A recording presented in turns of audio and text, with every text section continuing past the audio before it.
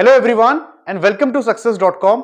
Last video में हमने structure of atom के बारे में डिटेल में पढ़ा था और इस वीडियो में मैं आपको तीन बहुत इंपॉर्टेंट टॉपिक्स के बारे में बताने जा रहा हूं, that is isotopes, isotones and isobars. इन तीनों टॉपिक्स के अंदर ही बोर्ड एग्जामिनेशन के अंदर क्वेश्चंस आते हैं और बहुत शॉर्ट और इजी क्वेश्चंस आते हैं और ये टॉपिक्स भी बहुत आसान है, फटाफट से इनको देखते हैं। सबसे पहला टॉपिक आता है आपका आइसोटोप्स। अब आइसोटोप्स क्या होता है? देखिए, अगर आपके पास कोई भी एलिमेंट है जो अभी तक हमने पढ़ा है, लेट सपोज आपके पास एक एलिमेंट है एक्स, तो उसके मैं जितने भी एटम बना लूं वो सब आइडेंटिकल होंगे, सारी चीजें सेम होंगी उसके अंदर, जो अभी तक की थ्योरी है। बट कुछ एलिमेंट्स के साथ ऐसा मिला है कि एलिमेंट है बट उसके अगर दो एटम्स हैं, दो तरीके के एटम्स उसके नेचर में मिलते हैं और दोनों एटम्स में स्लाइट डिफरेंस होता है। अब वो स्लाइट डिफरेंस क्या है? See, isotopes are atoms of same element, उसी एलिमेंट के एटम्स हैं but having same atomic number, different mass number. यानी कभी अगर ऐसा कंसेप्ट आपको नेचर में मिल जाए कि कोई भी एलिमेंट है, सपोज एक्स, ये दो तरीके से नेचर में एग्जिस्ट कर रहा है, यानी इसके दो तरीके के एटम नेचर में मिल रहे हैं। कैसे? X and x. हो सकता है कि इस x का जो एटॉमिक नंबर है वो 27 है, मान लेते हैं, कुछ भी है, कुछ भी मान लेते हैं, चलो 12 मान लेते हैं, ठीक है। इसका भी एटॉमिक नंबर कितना है? 12। तो atomic number is same but mass number is different, ठीक है, मास नंबर डिफरेंट है। लेट सपोज इसका मास नंबर 13 है, लेट सपोज इसका मास नंबर 14 है। यहां पे क्या आ रहा है तो वो उसी एलिमेंट के है, तो ये भी x है तो वो भी x, but atomic number same, mass number is different. इस टाइप के जो एटम्स होते हैं उनको कहते हैं isotopes. So isotopes are the atoms of same element having same atomic number but different mass number. और जब ये सेम एलिमेंट के ही हैं तो इसके अंदर क्या हो रहा होगा? बात करते हैं, एक एग्जांपल लेके चलते हैं। लेट सपोज हमारे पास हाइड्रोजन का एक आइसोटोप आता है जो नेचर में हमें मिलता है 1H1 एंड दिस वन, ठीक है, 2H1। अब अगर मैं इसकी बात करूं तो इनमें फर्क कैसे आ रहा है? ये भी हाइड्रोजन है, ये भी हाइड्रोजन है। इसके अंदर अगर बात करें कितने इलेक्ट्रॉन्स होंगे, ये इसका Z कितना है? इसका Z है 1, इसका A है 1, यानी कि एटॉमिक नंबर 1, मास नंबर 1। तो इलेक्ट्रॉन कितने होंगे? Electron equals to number of atomic number, electron 1, proton 1, neutron कितने होते हैं? तो एटॉमिक नंबर में से मास नंबर में से एटॉमिक नंबर को माइनस कर दीजिए, तो 1 - 1 0, यानी इसके पास कोई भी न्यूट्रॉन नहीं है। नेक्स्ट बात करते हैं, इसके पास इलेक्ट्रॉन कितने होंगे? तो 1, प्रोटॉन 1, न्यूट्रॉन 2 - 1 1। सो आपने देखा ये भी हाइड्रोजन है, ये भी हाइड्रोजन है, दोनों का एटॉमिक नंबर सेम है, मास नंबर डिफरेंट है। तो यानी यहां मैं क्या कह सकता हूं कि ये दोनों एक दूसरे के आइसोटोप्स हैं। अब आपने देखा कि आइसोटोप्स में चेंज क्यों आ रहा है? इलेक्ट्रॉन तो सेम है, प्रोटॉन भी सेम है, चेंज किस में आ रहा है? नंबर ऑफ न्यूट्रॉन्स में। तो एक पॉइंट क्या निकल के आता है कि जो भी आपके आइसोटोप्स होंगे उनके इलेक्ट्रॉन्स, प्रोटॉन सेम होते हैं बट उनका न्यूट्रॉन्स का नंबर डिफरेंट होता है। सिंपल सा कंसेप्ट। ओके, अब बात करते हैं कि पीरियोडिक टेबल में इनको कहां प्लेस करेंगे। तो अगर जहां पीरियोडिक टेबल में मैंने हाइड्रोजन को प्लेस किया है तो हाइड्रोजन के जितने भी आइसोटोप होंगे, 3 आइसोटोप्स होते हैं हाइड्रोजन के, वो तीनों वहीं इंक्लूड हो गए। ऐसा क्यों? क्योंकि लास्ट वीडियो में मैंने आपको बताया था कि एटम का सगा प्रोटॉन होता है, प्रोटॉन की बेसिस पर ही हम पीरियोडिक टेबल में अरेंजमेंट करते हैं। प्रोटॉन मतलब एटॉमिक नंबर, उसके बेसिस पे ही काम होता है। अब दोनों के प्रोटॉन्स तो देखो सेम है ना, तो इनकी पोजीशन भी कैसी होगी? पीरियोडिक टेबल में सेम होगी। बहुत इजी सी बात है, सिंपल सी चीज है। यहां पे इसके नोट्स लिखे हैं, ठीक है, same electron, same proton but different neutrons. Okay, बात करते हैं कि किन किन एलिमेंट के आपको आइसोटोप्स नेचर के अंदर मिलते हैं और कौन कौन से आपने पढ़ने हैं। सो आपको सबसे पहले जो पढ़ना है वो पढ़ना है आपको हाइड्रोजन का आइसोटोप। हाइड्रोजन 3 तरह के से आपको मिलता है और जनरली क्या होता है कि कितने भी आइसोटोप्स मिल जाए, एक उसमें से बहुत ज्यादा क्वांटिटी में मिलता है नेचर के अंदर, उसी को मेन में माना जाता है कई बार, ठीक है। तो अगर मैं हाइड्रोजन की बात करूं तो जब इसका एक फर्स्ट आइसोटोप है that is protium, second is deuterium and third is tritium. So protium के अंदर अगर आप देखो तो 1H1 यानी कि इसका एटॉमिक जो नंबर है वो 1 है और मास नंबर भी 1 है। इसके अंदर इलेक्ट्रॉन 1 होंगे, प्रोटॉन 1 होंगे, बट न्यूट्रॉन कितने होंगे? 1 - 1 0। क्लियर? और सबसे ज्यादा यही नेचर में मिलता है। नेक्स्ट बात करते हैं ड्यूटेरियम की। ड्यूटेरियम में क्या है? मास नंबर 2 है, एटॉमिक नंबर 1 है। इसका इलेक्ट्रॉन 1, प्रोटॉन 1, बट न्यूट्रॉन कितना होगा? 2 - 1 1। Next is tritium. ट्राइटियम में देखो electron 1, proton 1, but neutron will B 3 - 1 2। So difference देखो किसका आ रहा है? सिर्फ न्यूट्रॉन का डिफरेंस आ रहा है। और सबसे ज्यादा कौन सा आइसोटोप मिलता है हाइड्रोजन का? प्रोटियम मिलता है नेचर के अंदर। क्लियर? नेक्स्ट बात करते हैं कार्बन की। सो कार्बन के अंदर भी आपको 3 आइसोटोप देखने को मिलेंगे, 12C6, 13C6 एंड 14C6। अगर इस आइसोटोप की बात करूं तो यहां पर आपको कितने न्यूट्रॉन देखने को मिलेंगे? यहां पे आपको 6 न्यूट्रॉन मिलेंगे। 12 - 6 6। इलेक्ट्रॉन भी आपको 6, प्रोटॉन भी आपको 6। इसकी बात करूं तो यहां भी electron 6, proton 6, but now neutron will B 13 - 6 = 7। यहां बात करूं तो यहां कितने हो जाएंगे? 14 - 6 = 8, यानी 8 यहां पे आपको न्यूट्रॉन मिलेंगे, 6 आपको इलेक्ट्रॉन मिलेंगे और 6 ही आपको यहां पे प्रोटॉन मिलेंगे। तो ये तो बात हो गई कार्बन की। नेक्स्ट बात करते हैं आइसोटोप्स ऑफ क्लोरीन। बहुत इंपॉर्टेंट है। क्लोरीन का जो आइसोटोप है वो क्या है? 35Cl17 and 37Cl17। अगर मैं इस आइसोटोप की बात करूं 35 क्लोरीन 17, तो इसके अंदर क्या मिल रहा है आपको? कितने इलेक्ट्रॉन है? Obviously 17 electron, 17 proton and neutron will be equals to 35 - 17 that is 18। Clear? बहुत आसान है। उसके बाद हम लोग बात करते हैं कि इसके अंदर कितने होंगे। इसके अंदर अगर 18 आ रहे हैं तो ऑब्वियसली इसके अंदर 20। ठीक है? इसके अंदर कितने नंबर ऑफ न्यूट्रॉन्स हैं? 20 है। और यहां पे कितने मिल रहे हैं आपको? 18। So again difference in number of neutrons. कितना नेचर में ये मिलता है? तो आपको याद रखना है इन दोनों का जो रेशियो है, कई बार एग्जामिनेशन में पूछ लिया जाता है कि इन दोनों का रेशियो है 3:1। यानी अगर आप नेचर में से क्लोरीन के एटम उठाने जाओगे, 4 एटम अगर आप उठाओगे तो हो सकता है उसमें से 3 एटम आपको ये वाले मिले और 1 एटम आपको ये वाला मिले। यानी इसकी अबंडेंस बहुत कम है, लेकिन ये मैक्सिमम नेचर में आपको मिलेगा। क्लियर? फिर बात करते हैं टिन की, Sn। It has the highest number of isotopes. 10 isotopes इसके आते हैं। हो सकता है एक नंबर में आपसे क्वेश्चन पूछ ले। So it has the element with highest number of isotopes is tin, that is 10 isotopes. Okay, now we will see कि आइसोटोप्स कितने टाइप के होते हैं। ठीक है? आइसोटोप्स कितने टाइप के होते हैं? सो आइसोटोप्स 2 टाइप के होते हैं। एक होते हैं आपके स्टेबल और एक होते हैं आपके अनस्टेबल। अब ये स्टेबिलिटी और अनस्टेबिलिटी किस तरीके से आती है तो उसको समझते हैं। इसका एक एग्जांपल लेते हैं। लेट्स सपोज एक घर के अंदर हस्बैंड वाइफ रह रहे हैं और हस्बैंड वाइफ की लगभग बराबर चलती है। ठीक है? सो घर को मान के चलेंगे, घर क्या है? न्यूक्लियस है। तो हस्बैंड और वाइफ कौन हो गए? प्रोटॉन और न्यूट्रॉन। लगभग दोनों की बराबर चलती है। तो क्या लड़ाइयां होंगी?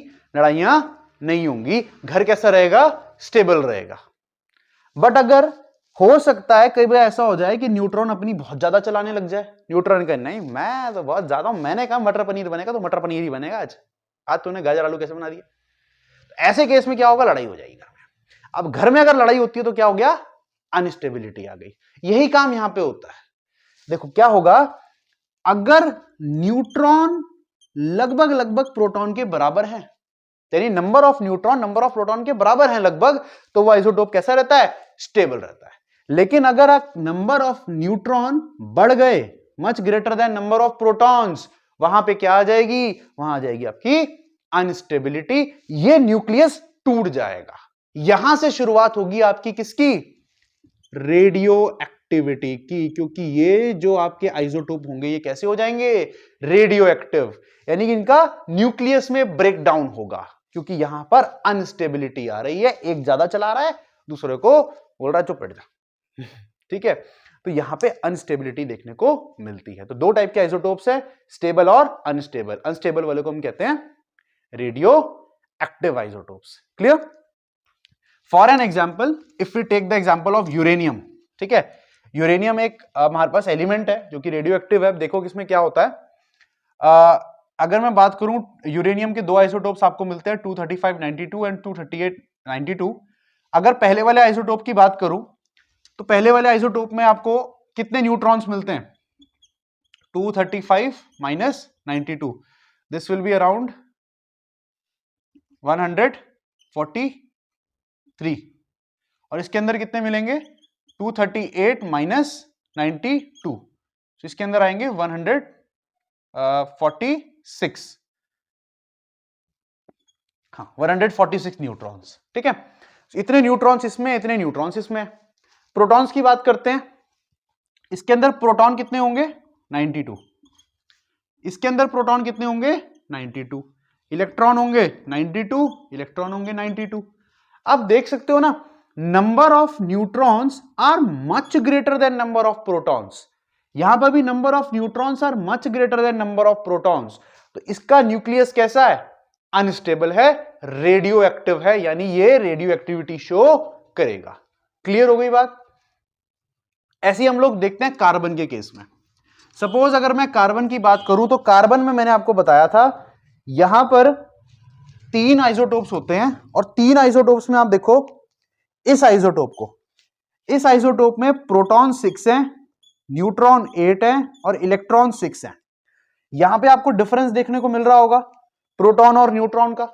प्रोटॉन है 6 एंड न्यूट्रॉन है 8, यानी number of neutrons are greater than the number of protons. यानी यहां पे क्या आ जाएगी? अनस्टेबिलिटी आ जाएगी, रेडियो एक्टिविटी आ जाएगी। इसको कहेंगे radio active isotopes. I hope आपको ये आइसोटोप्स का कॉन्सेप्ट समझ में आ गया होगा। अब चलते हैं नेक्स्ट टॉपिक आइसोबार्स के ऊपर। बात करते हैं आइसोबार्स की। सो अब आइसोबार्स क्या होते हैं? जैसे हमने आइसोटोप्स में देखा ना कि एटम्स ऑफ सेम एलिमेंट, पर जस्ट उसका ऑपोजिट कर दो, यहां आएगा एटम्स ऑफ डिफरेंट एलिमेंट। तो पहली बात ही अगर आ रही है कि ये एलिमेंट ही डिफरेंट है, एलिमेंट का सगा होता है प्रोटॉन। तो जब एलिमेंट ही डिफरेंट आ रहा है यानी कि दोनों के number of protons he different होंगे। सो पहली चीज ही क्या आ गई कि एटम्स ऑफ डिफरेंट एलिमेंट, यहां क्या होगा? यहां पे सेम मास नंबर होगा, डिफरेंट एटॉमिक नंबर होगा। वहां हमने क्या देखा था? Same atomic number, different mass number. यहां same mass number, different atomic number. तो इसका मतलब क्या है? इसका मतलब है कि टोटल न्यूक्लियॉन्स, ये बहुत इंपॉर्टेंट है, प्लीज नोट डाउन, कि जितने भी न्यूक्लियॉन्स हैं यानी कि proton plus neutron, total number तो सेम रहेगा। ठीक है, टोटल नंबर सेम रहेगा, but number of protons and electron will be different.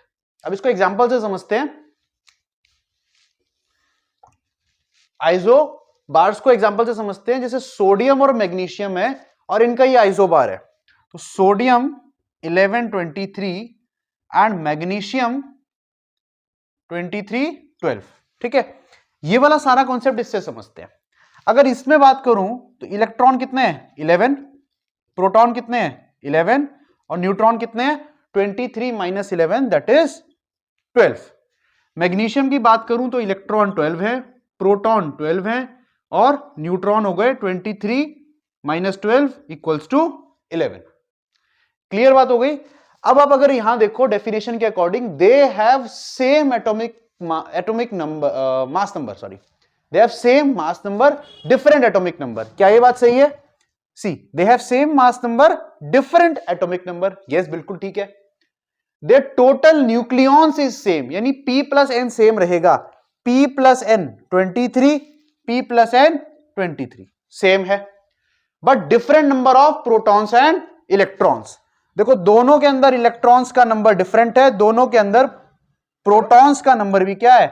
Different है। तो इसीलिए ये क्या हो गए? ये हो गए आपके आइसोबार्स।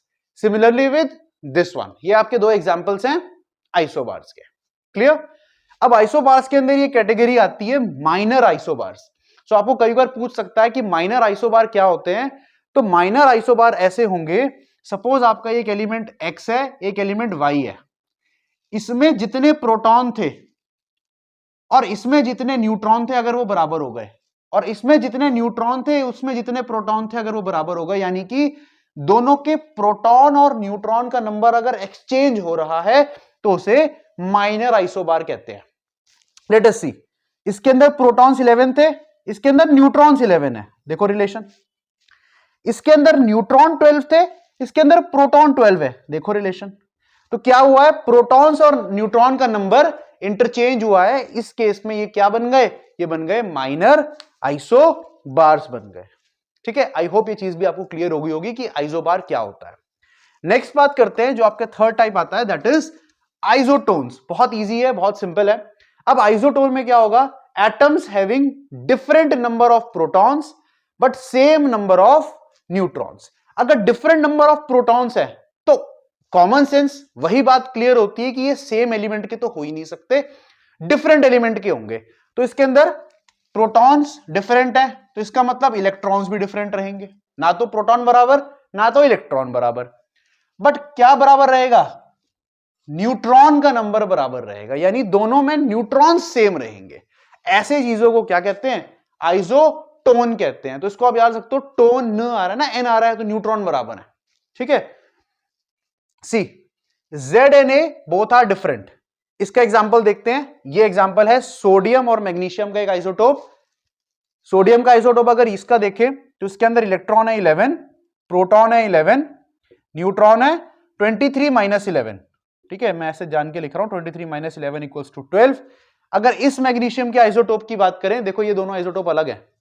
ठीक है, इस मैग्नीशियम के आइसोटोप की बात करें तो प्रोटॉन है 12, इलेक्ट्रॉन है 12 और न्यूट्रॉन कितने हो गए, 24 माइनस 12, यानी कि ये भी 12 है आपके पास। ठीक है, अब इस केस में अगर ये आइसोटोन कैसे पता चलेगा कि आइसोटोन है, सिंपल याद रखना है, दोनों के न्यूट्रॉन बराबर होने चाहिए। तो क्या न्यूट्रॉन बराबर आ रहे हैं, यस बिल्कुल बराबर आ रहे हैं।